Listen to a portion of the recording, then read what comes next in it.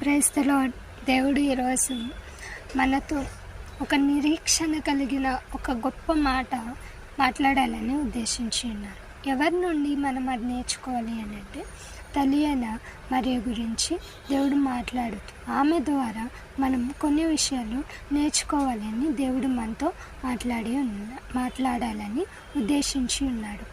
అయితే మనం ఏం నేర్చుకోవాలి అని అంటే,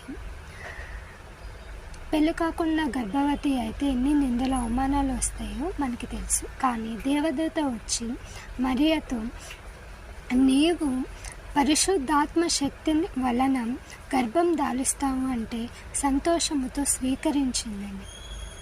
ఆమె అది మాత్రమే పరిశుద్ధాత్మ ద్వారా గర్భవతిని మాత్రమే అవ్వడానికి మాత్రమే, శిశువుని కనడానికి మాత్రమే స్వీకరించలేదు, కానీ దానితో పాటు వస్తున్న కష్టాలని, నిందలు, అవమానాలను కూడా స్వీకరించింది.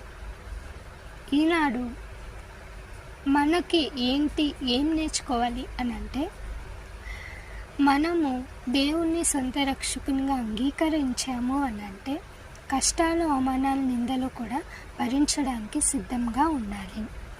ఆనాడు తల్లి అయిన మరియ వాటిని కూడా స్వీకరించింది కాబట్టి ఈనాడు యేసు ప్రభువుని తల్లిగా పిలువబడుతూ గొప్ప ఘనతను పొందుకుంది.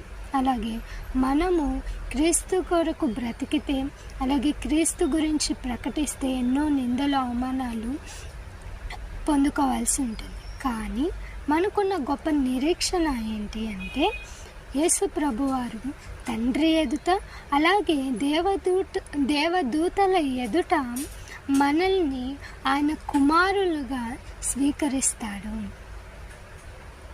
యేసు ప్రభువారి తల్లి మరియా అని ఎలా అయితే పిలువబడుతూ ఘనత పొందుకుంటుందో, అలాగే యేసు ప్రభువారు మనల్ని తన కుమారులుగా స్వీకరించి మనందరికీ కూడా పరలోకంలో ఘనతని ఇస్తున్నాడు.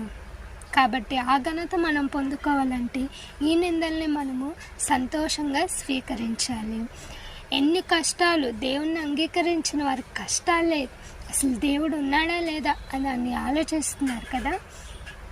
దేవుణ్ణి అంగీకరిస్తే నేను ఎందుకు కష్టాలు పడాలి?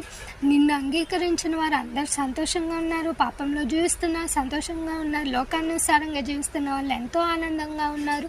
కానీ నీ కోసం జీవిస్తున్నా, నాకెందుకు ఇన్ని కష్టాలు అని మనం ఎన్నోసార్లు దేవుణ్ణి ప్రశ్నించాం కదా. ఈ కష్టాలు ఎదుర్కొంటేనే ఆ పరలోక రాజ్యంలో మనము ఘనత పొందుకుంటాము అని దేవుడు మనతో మాట్లాడుతున్నాడు. కాబట్టి గ్రహించండి.